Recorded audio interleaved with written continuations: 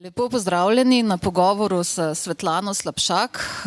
Organiziramo ga Vodnikova domačija in založba Goga. Rada bi se še enkrat zahvalila Vodnikovi domačiji, ki nas nekako tradicionalno v tem času gosti. Vedno je zelo prijetno.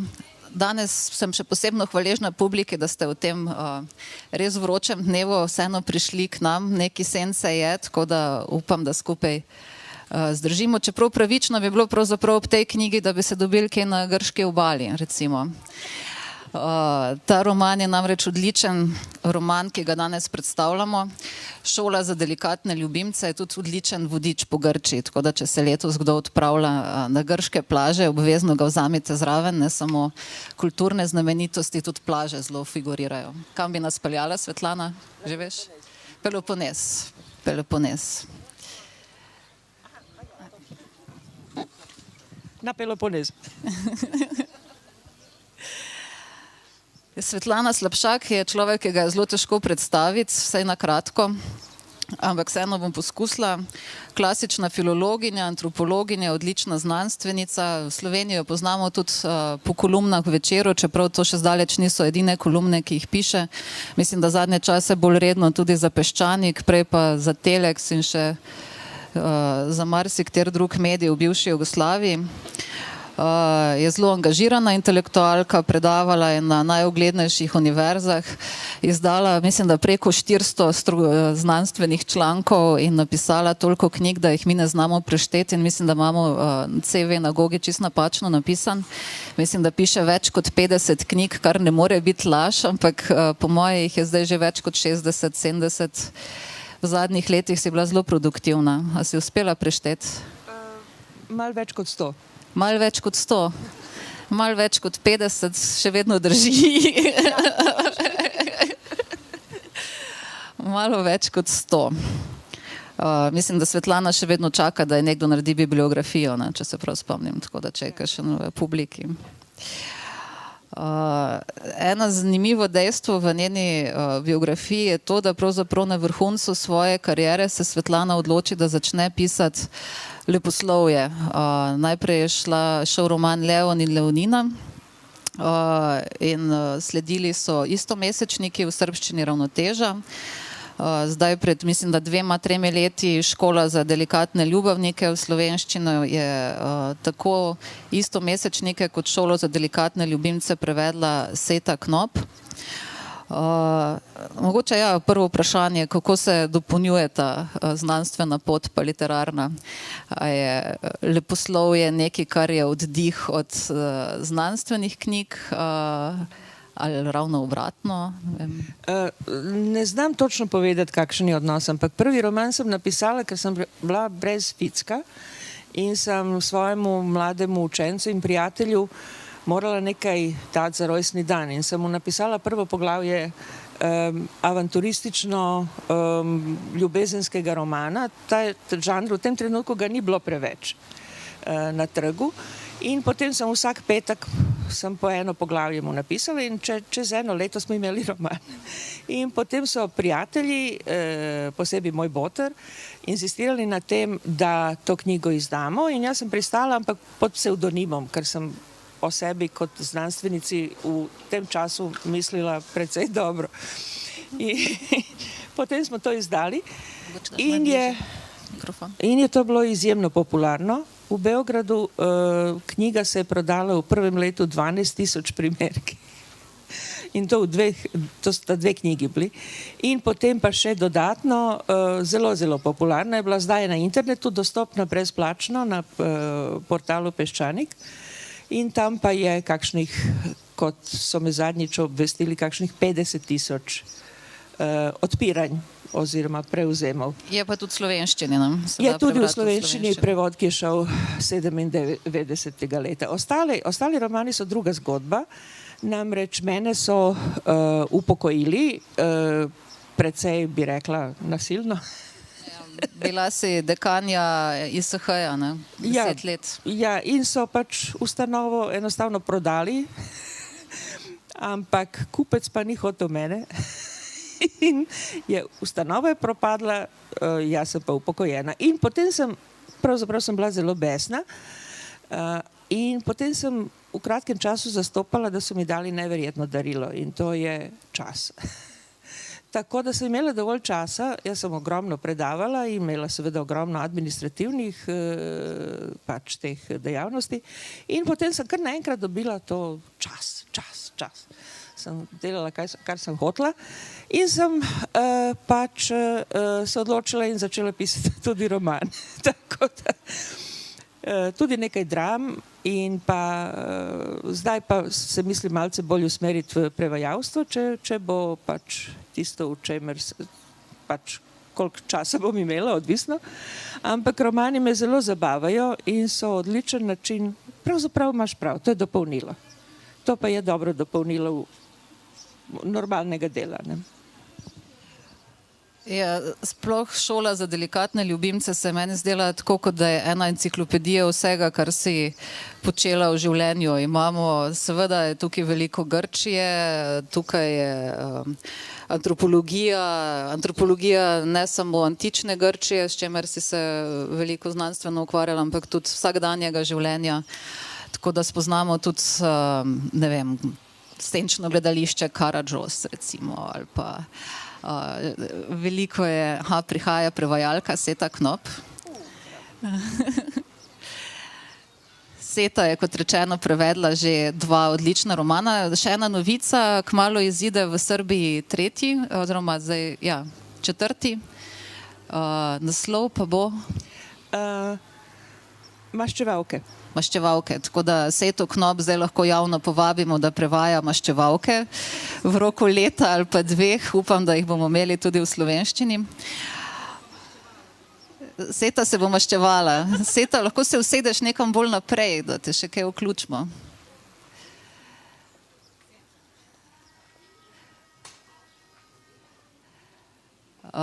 Ravno na začetku smo se pogovarjali o tem, da kako je ta roman tudi en odličen turistični vodič po Grčiji. Ja, alternativen.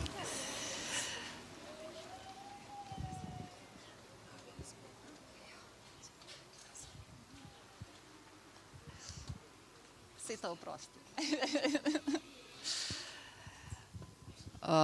Kar pomeni, da pravzaprav obiščemo kar ne samo ta pomembnejša neka arheološka izkopišča in druge zelo očitne znamenitosti, ampak tudi kakšne manjše kraje, kjer ni videti pravzaprav nič razen mitov, v katerih se da pripovedovati.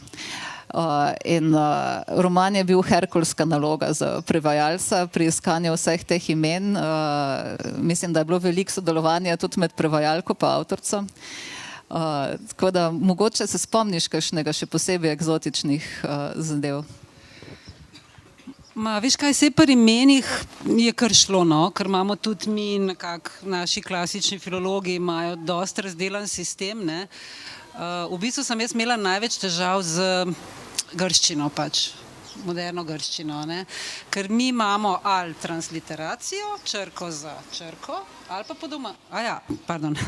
pa podomačenje, ne, nekako, kjer prilagodimo slovenščini, ker tako se pač obnašamo do tujih abeced, ne, kot je grški alfabet, čisto drugače kot, ne vem, do česarkoli, kar je v francoščini ali kar še tako kompliciran napisan, bomo mi prevzeli pač črko za črko.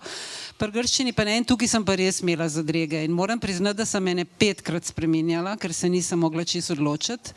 Ker recimo, če bi hotela tako kot v znanstvenih tekstih, ne bi mogla napisati imena Janis, ampak Giannis, kar je malo trapast za roman, ne. In če bi se hotela pa dosledno držati tega, bi morala pa tudi recimo pesnike, kot je Janis Ritsos, pisati Ricos, ker je tako se po Sloveniji in to je bilo meni grozen grdo.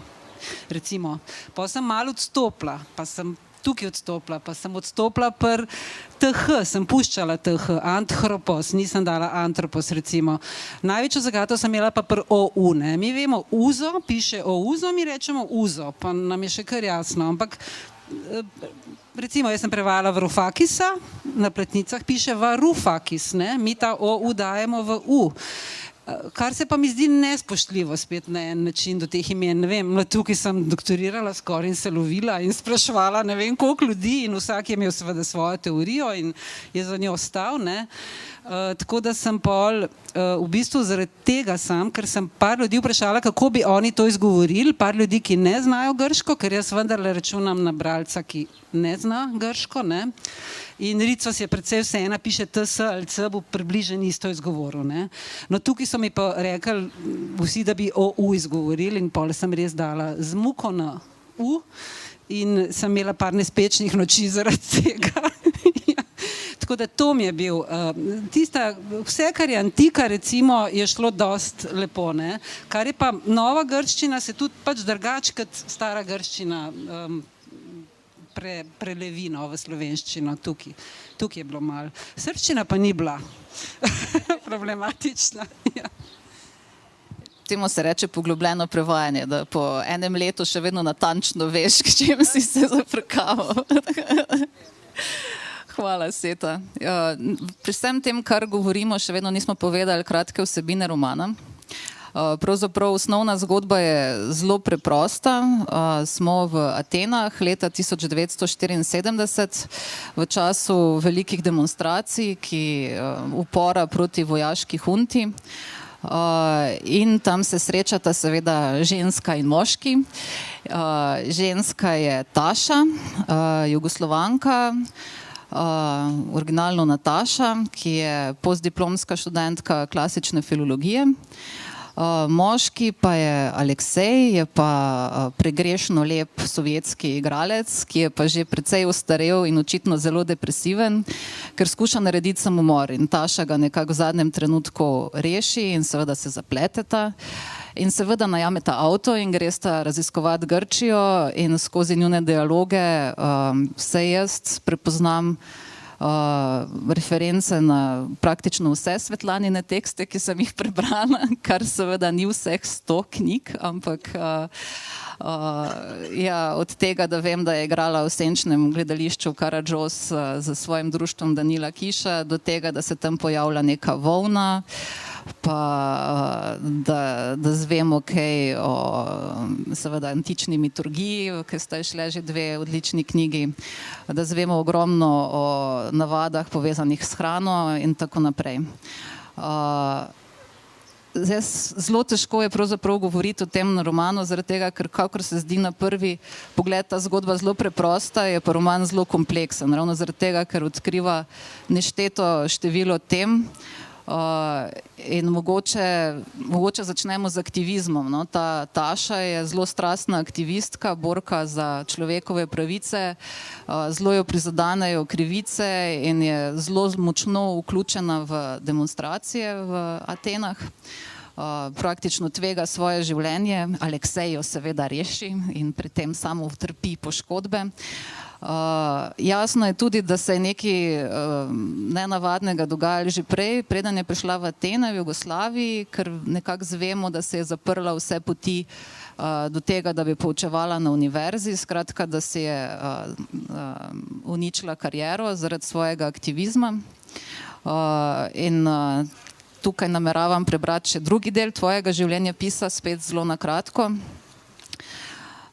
Svetlana je bila ena izmed 3 urednikov satiričnega časopisa študentov Filozofske fakultete v Beogradu z imenom Frontisterion, ki je bil prepovedan 1970. Med leti 1968 in 1973 pa 75 do 76 in med 88 in 89 so jo vzeli potni list. V tem času je prisluškovala tajna policija, večkrat je bila med zasliševanji podvržena fizičnemu nasilju. To je samo to, kar se je dogajalo v 70-ih in začetku 80-ih let. In nekako tako si jaz tudi predstavljam Tašo, ki je v marsičem verjetno podobna mladi Svetlani. Pa bi mogoče imela eno začetno vprašanje, če lahko poveš več v tem času 70-ih, pač v mojem zavesti je to nekak čas nekega zastoja, nekaj, kar je med letom 68 in 80-imi, ki so bile spet zelo burne, da je to čas zastoja tako v Jugoslaviji kot v Rusiji, o kateri tudi veliko govoriš, ampak v Grčiji je bilo pa vse drugače. Če mogoče sama poveš nekaj v tem času, ki je pa zate bil očitno vseeno zelo buren. Ja, jasno, da sem jaz v romanu uporabila tisto, kar sem videla kot priča, ne, in sem res bila prisotna to noč, ko so na Politehniku udrli tanki. To sem videla, ne. Tako da sem vse te svoje izkušnje unesla v roman, ampak roman ni autobiografski, jaz sem konstruirala ta lik tako, da je pravzaprav nasprotje v veliki meri. Ampak 70. leta, ja, v Sovjetski zvezi je to bilo res mrtvo obdobje v veliki meri. V Evropi je, naj vas spomnim, to bilo obdobje terorizma. In to zelo resnega terorizma, veliko bolj resnega kot tisto, kar nam hočejo zdaj prikazati kot terorizem. Ne. To so bile skupine, ki so bile odločne in pripravljene na to, da pač spremenijo svet. Ne gre samo za evropske skupine, gre tudi za vzhodne, za Palestince, za Japonce, za celo serijo različnih organizacij, ki so zelo resno mislila, ne, in so pač pobijale določene izrazite like, ampak tudi bilo je žrtev, civilnih žrtev. Torej, to je bilo obdobje, v katerem je jaz sem živela v neki obliki ilegale, ker pač nisem imela potni list, in je ta linija upornikov iz 68. leta ni sprejela Titove besede, nismo sprejeli spravo z režimom kot ostali študentje in zaradi tega smo res živeli v določeni obliki ilegale. In ko dobila sem potni list in odšla v Grčijo, do same meje me je spremljal en agent, ki je sicer bil simpatičen in mi je skuhal kavo na vlaku, in potem, takoj ko sem prišla v Grčijo, sem dobila novega agenta, ki me je spremljal, grškega, ker sem prihajala iz socialistične Jugoslavije. No. Vsekakor je to bilo obdobje, v katerem je, prav ko sem prišla, so študenti prišli na svoje in so začeli upor zoper polkovnike in zoper režim, ki je bil čisto neverjeten. V tem obdobju so bili v Grčiji prepovedani Aristotel, Euripid, atomska fizika, sociologija je bila prepovedana. Prepovedano je bilo če si recimo spodnje perilo sušil na balkonu, to je, lahko si šel v zapor. Če si se poljubljal na ulici, si lahko šel v zapor. Torej, res neverjetno obdobje. Samo nekaj časopisov, glavne novice so bile fudbalske novice, nogometne novice, torej je res bilo grozno. In jaz sem v tem trenutku prišla in hotela videti vse in sem seveda šla točno na tista mesta, na katerih se nekaj dogajalo. Tako da sem veliko videla in sem nekako morala zabeležiti. Ta zgodba je pravzaprav o tem, kaj naj delamo, če moramo biti aktivisti. V nekaterih obdobjih pač moramo reagirati, tako kot zdaj v Sloveniji, moramo reagirati na nek način. Torej, kaj delati s tem? A se to lahko skupaj, a se to nekako lahko preživlja skupaj z našim profesionalnim življenjem, z našim intimnim življenjem? In odgovor danes je ja. In to zahvaljujoč tistemu, kar morda še najbolj sovražimo, in to so ti družbeni mediji. Oni nam pravzaprav pomagajo, da preživimo točno to, ta problem, ki ga imamo med aktivnostjo in med življenjem. Torej, danes je to veliko, veliko lažje. Takrat je bilo veliko težje. In seveda je odločitev, kaj bo naredila sabo moja glavna moja junakinja, a se bo odločila in šla na zahod, pobegnila pravzaprav na zahod, ne iz Grčije direktno, ali bo šla nazaj, kjer pravzaprav nima nobene karijere, in se na koncu, ne smem razkriti, ampak na koncu odločitev pravzaprav zelo pragmatična.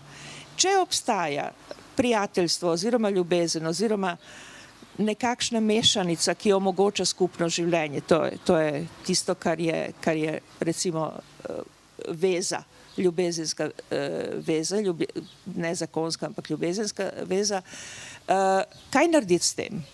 Če tista druga stran prihaja iz tistega, kar je za nas, Jugoslovane, v tem trenutku, v teh letih, je bilo res najbolj grozna rešitev, to je bila Sovjetska zveza. Vsi smo se bali, enostavno smo se bali Rusov, zelo enostavno. Kar so zmeraj, ko je bila kriza, so bili Rusi na mejah, kaj čmo, ne. In ta sistem nam ni bil simpatičen, nasprotno, spomnila bih vas pravzaprav, da je vse glavne disidentske knjige, najbolj pomembne disidentske knjige so prvo prevedene v Jugoslaviji in potem šele v svetu. In zelo pogosto prvič v Jugoslaviji in šele kakšnih 10-20 let pozneje v Sovjetski zvezi. Ne. Jugoslavija je bila nek center alternative tem državnem socializmu. Ne. Mi smo objavljali Čehe, Poljake, Ruse, Mađare, vse, kar je bilo disidentsko, se pojavilo v Jugoslaviji. Ne. In smo imeli to stališče, ki je bilo seveda, nekako so v nomenklaturi so to preživeli, so dopustili, ne, ker to je govorilo o liberalnosti Jugoslavije. Ne. In pa njena odločitev je tudi ta, če gre v Sovjetsko zvezo, to pomeni, da se prilagodi nekemu sistemu, zoper katerega je z vso dušo. Torej, ampak obenem i ta sistem omogoča šolanje, in to brezplačno, ki je enako kot na Zahodu. Za profesionalce, za humaniste je visok nivo znanosti, sistema, pouka pač najbolj pomemben od vsega. In boste videli, če preberete roman, boste videli, kakšna je njena odločitev. In seveda tudi, kako par odloča o svoji usodi, kaj je dobro za njega, katero obdobje je dobro za njega, katero za njo, seveda z upanjem, da bosta oba živela nekaj časa. Torej, to je brezupen ljubezenski roman, bi rekla.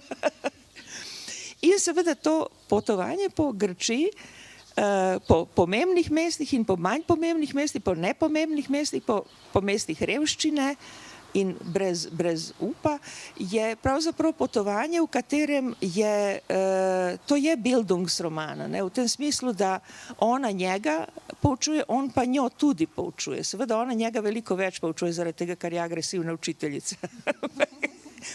Ampak tudi on njo poučuje v nekaterih zadevah. Tako da to medsebojno poučevanje, medsebojno osvajanje prostora, medsebojno osvajanje zgodovine, medsebojno osvajanje tudi lepote, no, Grčije in načina življenja, je nekaj, kar naj bi utrdilo ljubezensko vezo in jo res utrdi. In to je nekako cel roman. Na koncu pač pride do tega, da se odločata in boste že prebrali, kako je v epilogu, kako se pojasnjuje vse to, kar se je zgodilo. Ampak najbolj pomembno je to, da vsak prostor, zgodovinski prostor, vsaka kulturna asociacija, ki jo dobite v glavi, ko obiskujete nek prostor, vas pač dela boljšega v tem smislu, da bolj razumete ljudi. In če se dva razumeta ob spomenikih, je to, ja, spomeniki oziroma zgodovina so dobri sodelavci za ljubezen.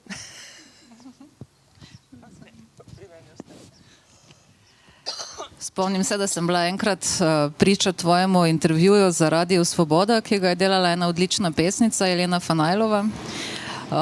In je bila zelo impresionirana pač na to tvojo intelektualno angažiranostjo, na tvojo aktivistično potjo. In njeno vprašanje zadnje je bilo, odkot jemlješ moč, energijo za aktivizem, kako se ne prestrašiš, kako se zoperstaviš strahu. No, in se spomnim, da si rekla, pomagata mi ljubezen in stara Grčija. Zdi se vi, kot da si takrat pisala ta roman, ki je točno o tem. Mogoče greva na ljubezen, na naslov Šola za delikatne ljubimce. Na začetku opozoriš, da je sposojen naslov pri pisatelju Recifu de la Bretonu. To gre pravzaprav za neka ljubezenska navodila pri njem, ki so bila prevajana potem številne jezike, med drugim v grščino, in zelo vplivala tudi na Grke takrat. Ja, gre za ustvarjalca iz 18. stoletja, ki je srečno preživel revolucijo in je zanimiv potem, da je pravzaprav pisal pornografijo. V veliki meri, ampak razen tega, da je pisal pornografijo, on opisuje pariške afere, ljubezenske trače in tako naprej in tudi druge zadeve in ta njegova knjiga o delikatnih ljubimcih pravzaprav govori o evropski ljubezni, o novi evropski ljubezni in to je izjemno zanimivo, ker to je en od prvih avtorjev, ki sploh govori o Evropi. In pravzaprav za tem je neka ideja zdravstvene zaščite proti spolni bolezni v Evropi. Da bi obstajala neka mreža, neko omrežje v Evropi, ki bi ščitilo od spolnih bolezni. Zelo zanimiva ideja, ampak tudi kakšni so maniri Evropejcev v ljubezni in tako naprej. In to knjigo je prevedel Riga Ferejski, grški intelektualec z konca 18. stoletja, ki je seveda prevajal vse iz francoščine, prevajal je kartografe, matematike, zgodovinarje, pesnike, vse in prevedel je to knjigo. Zakaj? Zaradi tega, ker je Riga Ferejski bil sanjač in je hotel narediti ne samo svobodno Grčijo, svobodno od Turkov, ampak je hotel narediti Balkansko federacijo. Od vseh držav na Balkanu, ki bi potem se ne zoperstavila, ampak bi sodelovala z Evropo, bila del Evrope. In zaradi teh njegovih idej so ga Avstrijanci aretirali v Trstu in ga predali turškim oblastem v Beogradu, ki so ga tam ubile. V najboljšini Kuli na obali Save in danes tudi ena ulica v Beogradu je ulica Rige Ferejskega. Torej, to je bil revolucionar, fantast, človek, ki je videl prihodnost in zakaj je prevedel Šolo za delikatne ljubimce? Zaradi tega, ker je menil, da Grki v novi državi, v novi prihodnosti potrebujejo ljubezenska pravila. Torej, da je usoda države odvisna od ljubezni. Če so torej državljani sposobni izjaviti ljubezen, se obnašati v ljubezni pravilno, ne moralično, ampak pravilno, če so sposobni govoriti o ljubezni, prepričati nekoga o ljubezni, potem bo država napredovala. To je seveda popolno nasprotje vseh državnih planov, ki smo jih videli v Evropi v 19. stoletju. Tudi v balkanskih in srednjeevropskih državah. Niti enkrat se ni pojavilo vprašanje te svobodne ljubezni, vse dokler nismo dobili delavsko gibanje v Evropi in idejo svobodne ljubezni komunistov. Torej, v tem smislu sta Rétif de la Bretonne in Riga Ferejski res popolnoma progresivna mislivca, ki vidita prihodnost nekje, ki jo še danes te prihodnosti nimamo. Torej, zaradi tega ta naslov.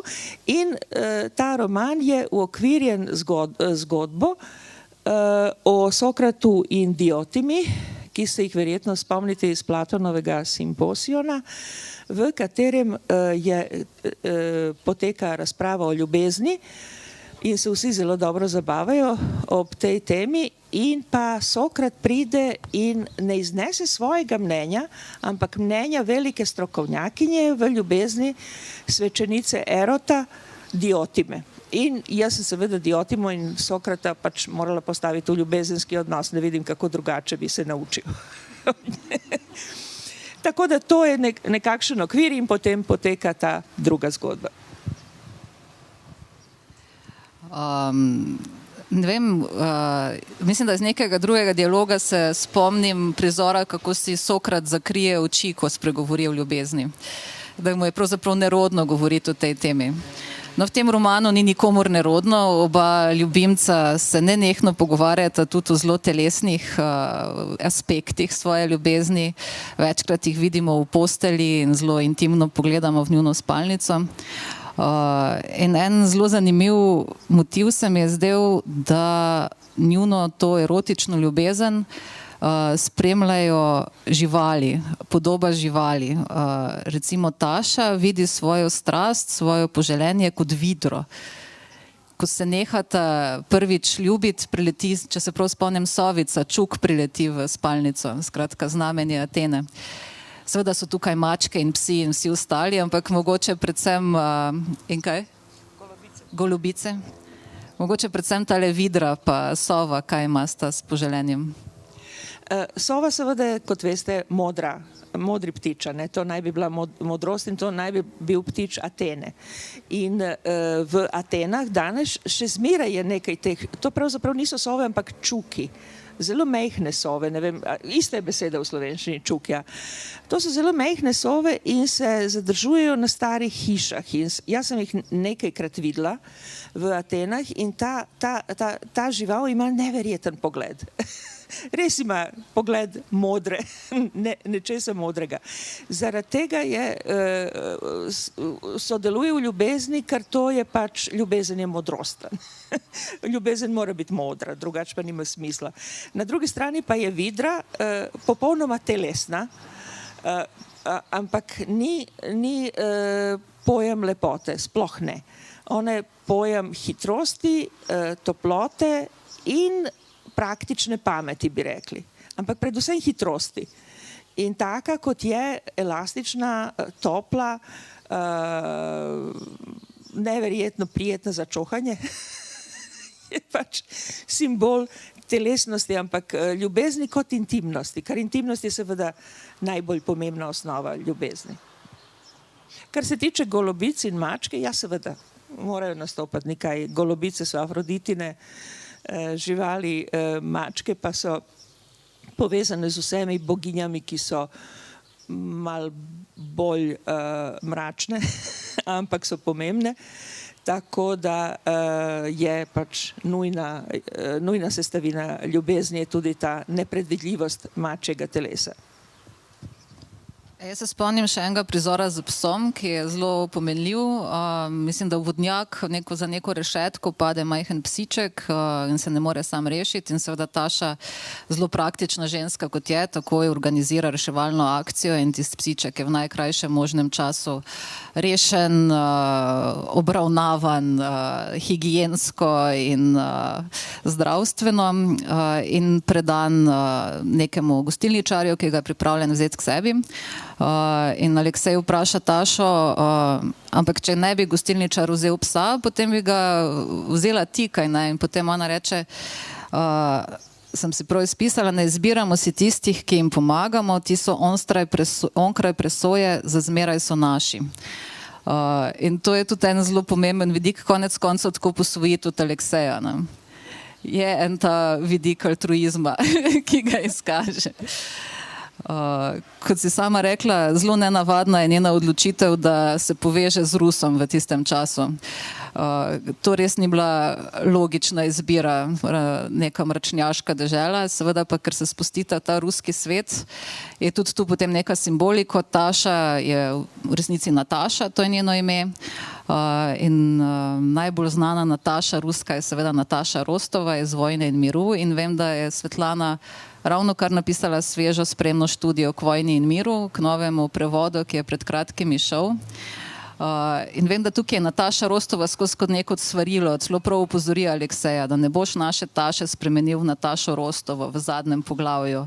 Če se prav spomnim, zelo debele mame, ki teka z umazanimi plenicami po hiši namesto tiste privlačne mladenke.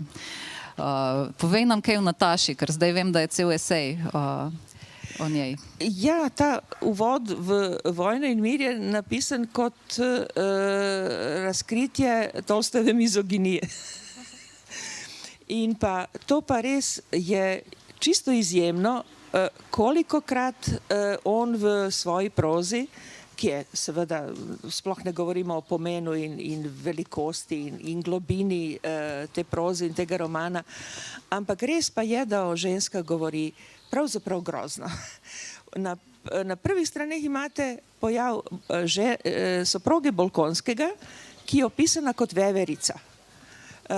Kot odpre usta, se vidijo zobje in takoj sledi opis, kako pravzaprav ni pametna, da ne povem, da je neumna, je družbeno odvisna od površne skupine je nezanimiva, je pravzaprav nekdo, ki nima nobenega pravega značaja. In prvo poglavje se konča, če se spomnite, s tem, da Bolkonski pove Pieru, nikoli se ne oženi, nikoli ne vzami soprogo. In to je res grozljivo, to prvo poglavje v tem smislu. In potem pa vidimo to isto nesrečno žensko, ki umira v groznih mukah ob porodu, ki je pač šel na njeno škodo, in moža, ki pravzaprav gleda to agonijo precej hladno, brez nekih velikih občutkov, in pač vidimo, da je njena smrt tako rekoč funkcionalna. Ni zaslužila, da je soproga. Ni dobra soproga in mora umreti. In kar se tiče pa Nataše Rostove, pa imamo eno od največjih nepravičnosti, ki sem jih jaz sploh srečala v svetovni prozi 19. 20. stoletja, in to je to popolnoma nerazumljivo in kruto postavljanje mlade ženske na izpit, enoletni izpit, da bi se pač pokazala kot brez občutkov, da bi bila ledena, da bi zdržala.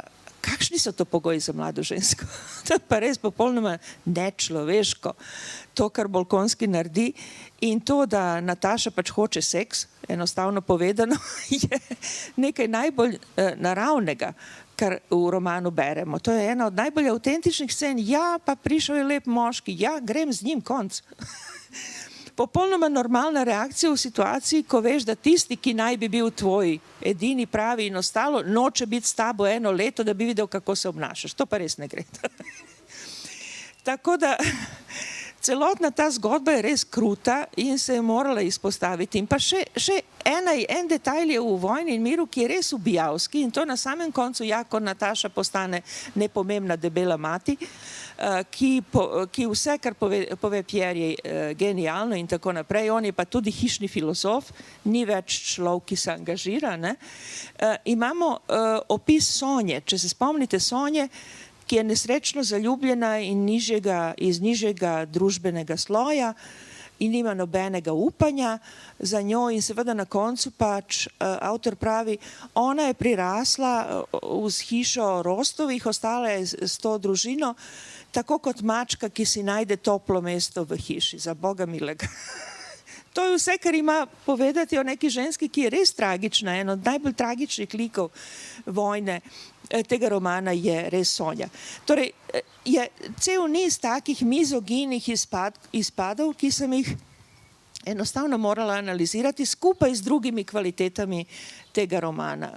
In pa nisem edina, takšnih analiz je kar nekaj zdaj, tako da ta Tolstojeva mizoginija se pa posebej vidi, če se spomnite, en film je narejen, v katerem, če se dobro spomnim, Helen Mirren igra njegovo.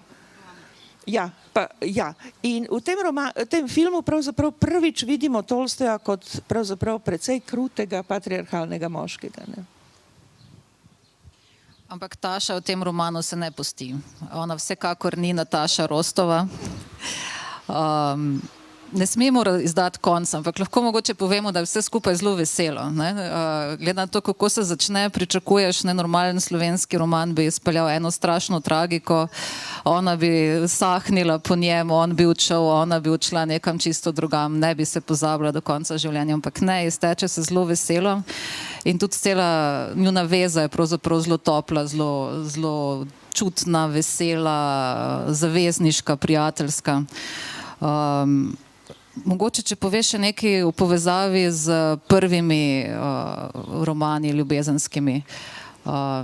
Če so mene prav podučili na primerjalni književnosti, to bo Sejta bolj še vedela, nam so povedali, da so bili prvi ljubezenski romani helenistični. Mislim, da se Janko Kos nekako tako izrazil, da imamo dva, skratka, moški, ženska, 1000 preprek, ampak na koncu pa srečen konec. To je bilo zelo osnovno in to je to približno, kar jaz vem o tem. Zdaj pa, če lahko ti kaj več poveš. Ja, kar se tiče tega helenističnega ljubezenskega romana, je zadeva veliko bolj fascinantna. Prvič, to je najstarejši žanr, ki ga imamo ohranjenega v kontinuiteti. Ljubezenski roman je obstajal v antični civilizaciji, v srednjeveški civilizaciji, ni imel nobene zveze z vero in religijo. Recimo zgodba o Tristanu in Izoldi je bila bizantinska zgodba in zahodnoevropska zgodba, pa vsi so jo brali, predvsem ženske. In pa potem pa renesančni, že spet ljubezenski roman, potem pa seveda Shakespeare in ostalo, torej nikoli ni nehalo.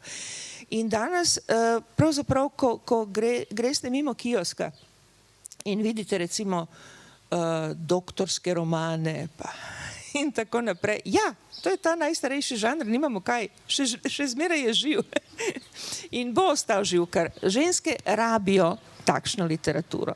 Ženske so ponavadi pismene v vseh kulturah in rabijo takšno literaturo. To so tiste delavke ob 6 zjutraj na avtobusu, ki berejo take romane, zakaj pa ne, spoštujte jih. Kar jim je potrebna, humanost jim je potrebna, predvsem. Odnos med ljudmi, ki je topel odnos, ki je morda nerealen, ampak je nekakšna potolaži dušo. Torej, ljubezenski roman, helenistični, sploh ni tako enostaven. Res pa je, da se začne dokaj nenavadno, vsaka ljubezen začne se s posilstvom. On njo posili in potem se zaljubita. Kar seveda oslikava to patriarhalno družbo. In potem pa njo ugrabijo pirati, njega pa razbojniki in pa potem njegova ladja se potopi, pa se on reši na otoku, pa ga kraljica hoče zase, pa on pobegne in tako naprej. Vse sorte se dogaja. Vsaki od zaljubljenih pa doživlja postranske ljubezenske epizode, da bi bilo popolnoma jasno. In v eni slavni sceni, v enem od teh romanov, ženska se odloča, ali se bo poročila z bogatim, lepim kraljem, pri katerem je, ali bo počakala svojega milega dragega, ki je nekje na moru, pirati in ostalo.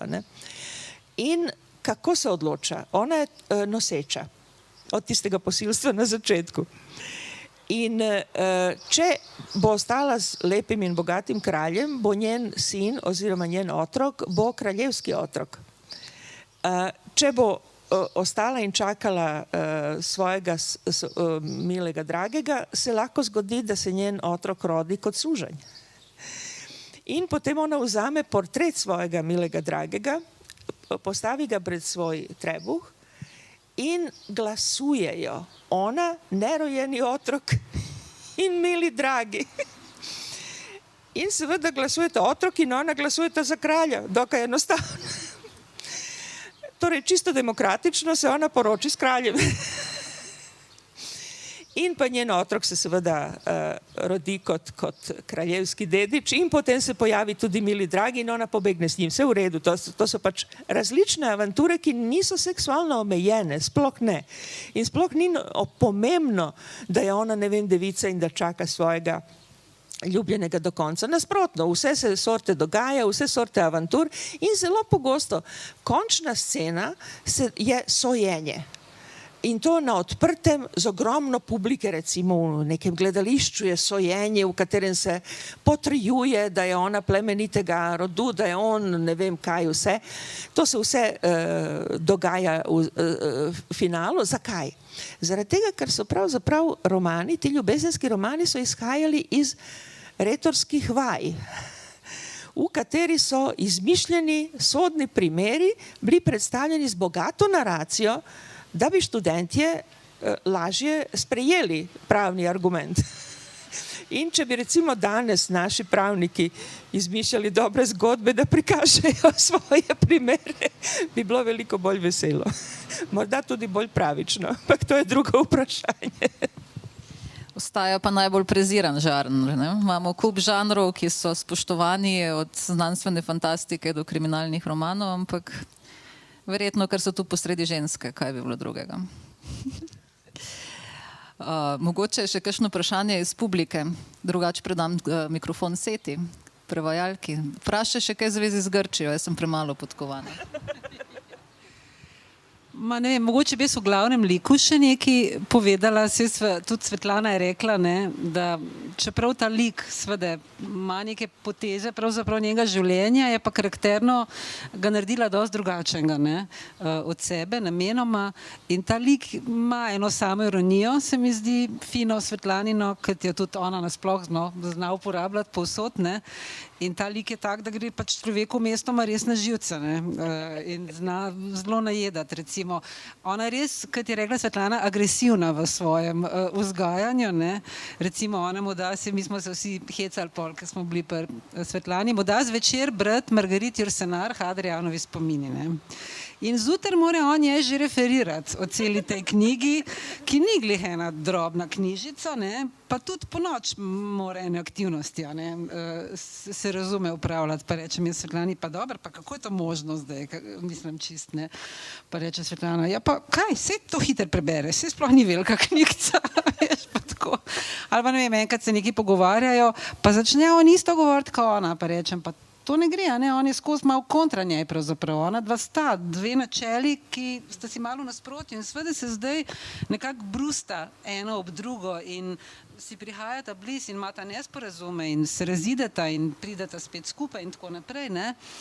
In je rekla Svetlana, ne, tle je on že nekako prevzel njene nazore, recimo, ne, in jih podaja naprej, ne. In se pravim, no, dostikrat gre človeku na živce, potem pa se spet neki tako lepega in topega v njej pojav, mislim, in čisto z ene druge plati jo vidiš, nenavaden lik je, no, bi jaz rekla, tudi ni lik, s katerim se kar identificiraš, recimo, kot se lahko, ne, ampak ti da misliti, no. In nasploh bi rekla, da je veliko kar takih zabavnih, duhovitih prizorov, recimo, ko pač že proti koncu romana, ne, tudi, ko ona dva ne vesta, kako bi, pa zdaj še ene druge osebe prihajajo, tle je cel odlomek zelo ironičen o eni Keti, o eni estradni umetnici, domačijski, grški, ne, zelo duhovito. Mislim, da to, jaz bi rekla, to zame največja odlika, no, Svetlaninih romanov, ta zelo fina ironija in samoironija. Je pa res, da ta roman, se mislim, da si ti rekla Jedrta, ne, da si šla prav z njim v roki po Grčiji, ne, in da je bilo to eno zelo vznemirljivo potovanje, zato ker to niso tiste razvpite točke turistične, množično obiskane, ograjene, ampak je to neki ena druga Grčija, ki je zraven tega in ki obstaja poleg te. To bi še rekla. Meni je bil grozno všečen Tašin stavek, ne, neka tišina zavlada med njima in on se ustraši in reče, a te dolgočasim, in ona odvrne, nikoli me ne dolgočasiš, dokler me poslušaš. Roman je nekako v tem ključu. Mogoče še kakšen komentar, vprašanje?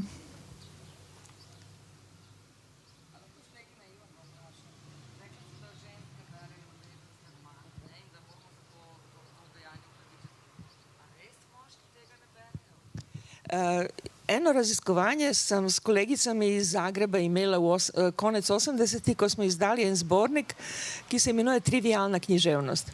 In dve kolegici iz Zagreba sta naredili resno raziskavo in sta prišli do zaključka, da razen žensk, naslednja kategorija, ki manično bere ljubezenske romane, so vojaki v JLA. Tako da ja, imaš popolnoma prav. Ja, to je ta, se občutijo kot ženske, ne, zapuščeni, nihče jih ne mara, ne, nesrečni, v groznih pogojih, seveda berajo ljubezenske romane. Ampak je, veste, nekaj se dogaja v zahodni Evropi v 18. stoletju, kako so distribuirali knjige. Seveda imamo prekrasne primere knjigarn. V Antwerpnu, v Parizu, v Londonu, seveda, tam se založniki takoj prodajo svoje knjige v knjigarnah.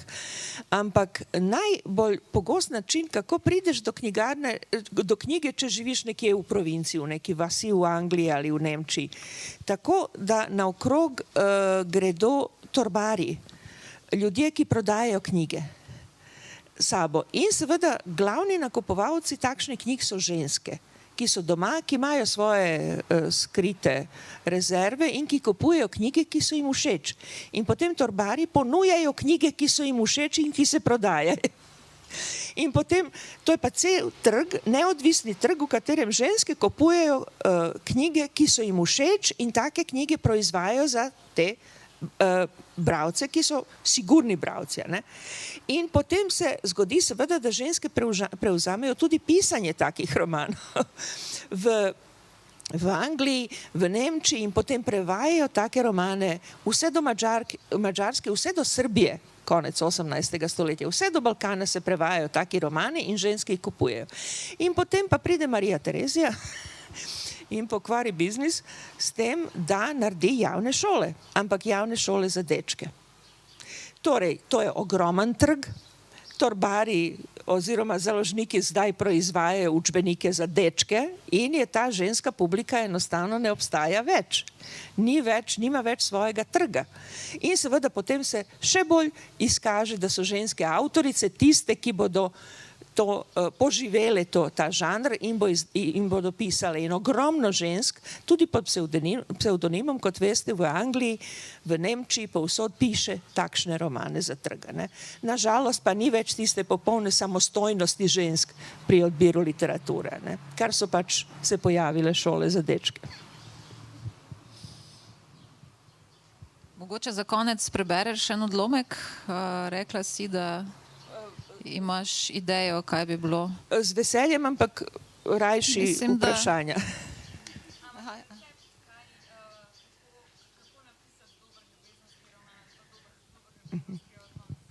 Ja, seveda. Če pišete ljubezenski roman, je potrebno opredeliti žanr. Če hočete recimo to množični žanr ljubezenskega romana in je treba izbrati like, to je vse. Vse ostalo je zadeva, ki se tiče vašega branja, vaše fantazije pravzaprav, slik, ki jih imate v glavi, vse drugo je popolnoma vaša zadeva, ampak pomembno je, da opredelite dva lika. In recimo, če hočete, jaz Shakespearea vzamem kot proizvajalca ljubezenskih zgodb. In če pogledate Romeo in Julijo, je to tako enostaven zaplet, da se to ne da opisati. Je enostavno, pač tajming je bil slab na koncu. Ampak na početku imate žensko in moškega, malce starejšega moškega in mlado deklico, ki popolnoma odkrito njemu pove na prvem sestanku, pravzaprav niti ni besed, ampak je samo seks. In šele potem pa pride do nekaj besede. Ne, se je to drama, morajo se pogovarjati, morate se pogovarjati. Ampak pravzaprav cel zaplet je to, nič drugega ni. Ni velikih opisov, ni velikih zapletov. Fantje se tepejo, ja seveda povsod se tepejo, to pa res ni nekaj originalnega, ampak zelo enostavna linija vse do konca, ki je pač nesreča, nič drugega. In če gledate to in recimo njegovo komedijo As You Like It, kakor vam drago, ker imate neverjetno inteligentno žensko, ki je res, Rosalinda je nekaj, verjetno najboljši ženski lik, ki so ga sploh spisali v drami. Tako pametna, tako duhovita, tako talentirana ženska, ki točno ve, kaj hoče od svojega življenja. In to enostavno, cela komedija je v tem, da ona te svoje težnje, te svoje projekte izpelje do konca. Imate, če hočete, biznis model. Torej, takšne ljubezenske zgodbe vi lahko res ironizirate, zmeraj ironizirate in to seveda potem postane še veliko bolj berljivo od tega romana s kioska. Ker romani s kioska nažalost ponavljajo patriarhalne sheme. Bolničarka, zdravnik, nikoli zdravnica in bolničar.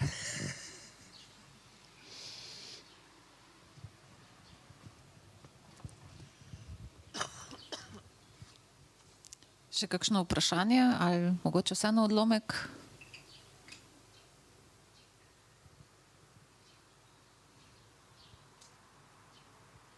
Svetlana, te lahko prosimo za kratko branje. Aha, ja, če ni drugo. Sicer Sicer boš morala mikrofon držati. Pravzaprav ja, lahko ga berem. 220.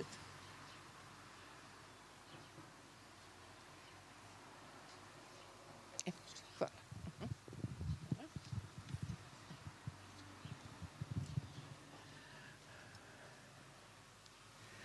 Mesečina je osvetljevala majhen košček morja v daljavi, oblivala peščena tla z biserno barvo in obraz s mehkim sijem. To se dogaja v Delfih. Obraz tistega, ki je stal s hrbtom obrnjen proti mesečini, zaradi obilja bisernate svetlobe skoraj da ni bilo prepoznati. Zamračena postava je Tašo nalahno prislonila ob sveti zid delfskih revežev in ji dejala: sedaj v tej sveti noči pričakujem priznanje. Namesto, da bi mu karkoli rekla, ga je objela okoli vratu in poljubila. Poljub je trajal dolgo. Ko se je odmaknil od nje, je bil še bolj zadihan kot ona. Priznam, je rekla, ljubim te, noro te ljubim. Še nikoli nisem bila tako zaljubljena. Poskušal je nekaj reči, a je ostal odprtih ust. Gledala je mu naravnost v oči, mirno, ne da bi trenila z očesom. Ni vedel, ali naj verjame ali ne. Skrajni čas je, da se zaveževa, je dejala, še naprej skoraj srh zbujajočo mirnostjo. Cerkev, konzulat, mislil je, da je razumel. Zasmejala se je. Ne, Aleksej, drugemu. To si zasluživa. Saj si danes videl tisti zid z neenakimi ploščami in čudovitimi napisi. Osvobajanje sužnjev. V glavnem, postopek se v latinščini imenuje manumisija. Gospodar je osvobodil sužnja, mu dal novo ime in suženj je postal osvobojenec. Običajno se je to plačalo, včasih pa tudi ne. Vsekakor so plačali preročišču za storitev, arhiviranje in overovitev dogovora. Dogovor je zavezoval vsakogar. Osvobojenemu sužnju nihče več ni mogel vzeti svobode, razen če je prostovoljno privolil v novi suženjski odnos. Midva bova zdaj osvobodila drugega, kar sva drugemu obenem gospodar in suženj. Tako bova vzajamno svobodna. Jaz bom dala tebi novo ime, ti pa meni, in za ti imeni bova vedela samo midva. Če kdo od naju dovoli, ju lahko tudi razkrijeva. Dala nam boš imeni, 2 lepi imam na zalogi, iz iste besede izhajata in sta tehnično natančni. Euschemon in euschemosina. Dobro oblikovana, dobrih manir, omikana. Ali nismo to prav ti in jaz? Sicer pa se pojavljata tudi na napisih. Tako bova zavedno zabeležena na zidu v Delfih in v knjigah, kjer so ti napisi objavljeni. In tega ni treba nikomu vedeti. Se strinjaš? Prikimal je. Reci, jaz sem tvoj euschemon, izrekel je. Jaz sem tvoja euschemosina, je dejala še sama. In kaj to pomeni za naju? Prvič, da sva svobodna. Drugič, da se bova drugega vedno spominjala brez nelagodja, brez grdih spominov, brez žalosti. Da si bova pomagala, če bo treba. Če boš recimo hotel prek Jugoslavije pobegniti na zahod. Lahko si pomagava v stiski, v bolezni, v starosti. Kar zadeva mene, nisem prepričan, rad bi imel kaj več. To ne izključuje drugih možnosti, nasprotno, vse možnosti odpira. Mogoče boš imel kaj več. Vtis imam, da si se tega domislila v trenutku, ko si ostala pritisnjena ob zid. Ampak to res ni konec, Aleksej je imel prav.